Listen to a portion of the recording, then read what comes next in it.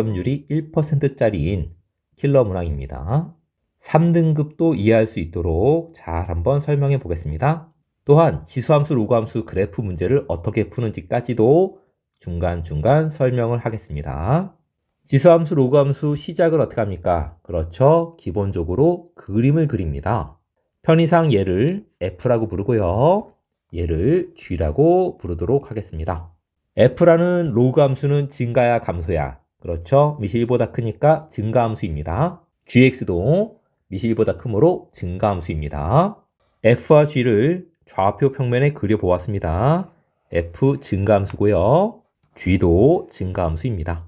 A와 B는 모두 일사분면 위의 점입니다.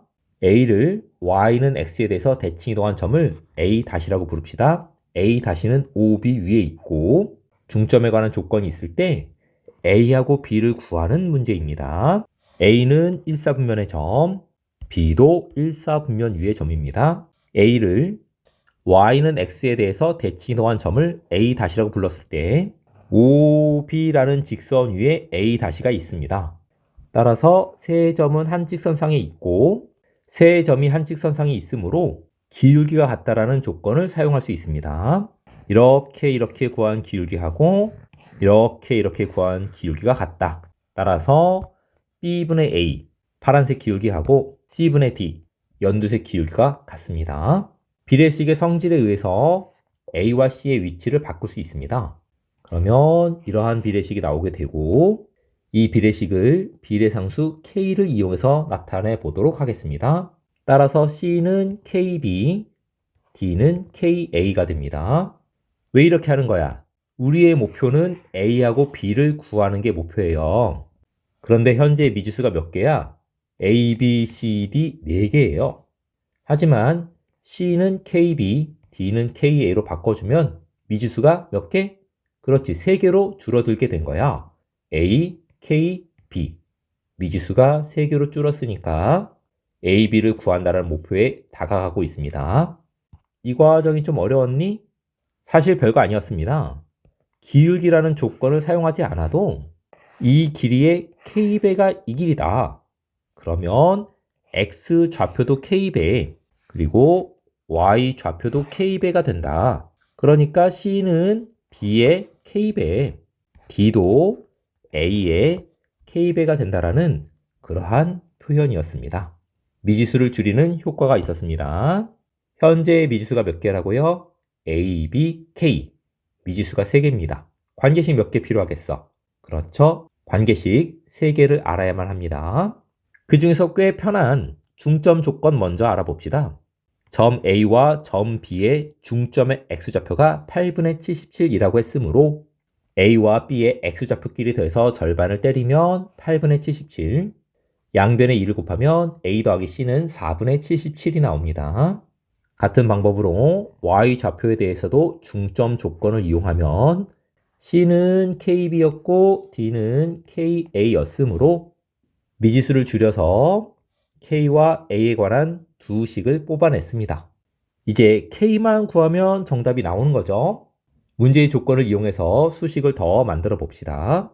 A라는 점은 fx 위의 점이므로 fx의 수식에 x 대신에 a를 집어넣어주면 y가 몇 나온다고? 그렇죠. y 값은 b가 나옵니다. c하고 d도 gx 위의 점이므로 x좌표에 몇을 집어넣어? c를 집어넣어주면 y좌표는 몇? d가 됩니다. 그래서 수식 2개를 더 얻어낼 수 있었습니다. 우리는 지금 A와 B를 구하기 위해서 연립방정식을 풀고 있는 중인 건데 한쪽은 로그에 관한 식, 한쪽은 지수에 관한 식이니까 연립하기가 쉽지 않죠. 따라서 얘를 로그로 바꾸든가 얘를 지수로 바꾸든가 둘 중에 하나를 바꿔야 되는데 로그를 지수로 바꿔주는 게 조금 더 편하죠. 해서 로그의 정의에 의해서 16의 b제곱은 8a 더하기 2가 되고 이 식을 변형해서 얘랑 한번 연립해 보도록 하겠습니다. 그래서 여기까지 나온 겁니다. 그리고 이 식도 이용을 해야만 합니다. C하고 D는 사라졌으면 좋겠다. C는 KB, D는 KA. D 대신에 KA 집어넣고 C 대신에 KB를 집어넣습니다. 우리의 목표 A 값과 B 값을 구하기 위해서 K를 해결하고 싶었는데 여기 지금 KA 들어있고 여기 KB 들어있어요. 그런데 이 식에도 A도 들어있고 B도 들어있잖아. 그러니까 이제 이 식하고 이 식을 가지고 K 값을 구해야 되는데 지수함수가 포함된 연립방정식은 일반적인 풀이를 하지 않잖아요. 그래서 눈치껏 풀어야 되는 거야. 눈치껏이 뭐냐? 여기 마이너스 2분의 1 보이죠? 여기 마이너스 2 보입니다. 그러니까 이 식에다 몇을 곱해? 4를 한번 곱해 봅시다. 그러면 4KA는 4의 KB 빼기 2가 됩니다. 그러면 이제 K값이 보이겠어? 얘네 둘을 이용해서 K값을 구하면 몇이 되겠니? 그렇죠. K값이 2가 됩니다. 정답률 1%짜리 답습니다. 하지만 평상시에 다항함수와 지수함수가 같이 들어있는 연립방정식은 풀 수 없다. 그런 개념을 갖고 있었다면 충분히 수식을 변형해서 K값을 구하는 데 도달할 수 있을 겁니다. 중점 조건을 이용해서 만들어낸 이 식에다가 K 대신에 2를 넣고 여기에다가도 K 대신에 2를 넣어줍니다. 그러면 이 정도의 아주 쉬운 연립방정식이 만들어지고요. 얘네 둘을 연립해서 A값과 B값을 각각 구했고 두 값을 곱해주면 16분의 441, P하고 Q를 더하면 457이 됩니다.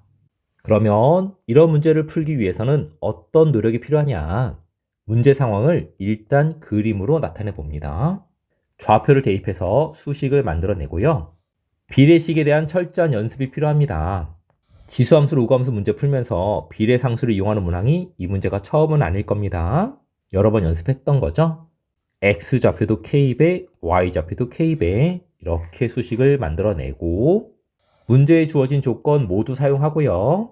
특히 K값 구하는 과정에서 다항함수와 지수함수가 같이 등장하는 방정식에 대한 일반적인 풀이는 없으므로 수식을 변형해서 문제를 풀어나갈 건데 따라서 수식 변형 연습도 필요합니다.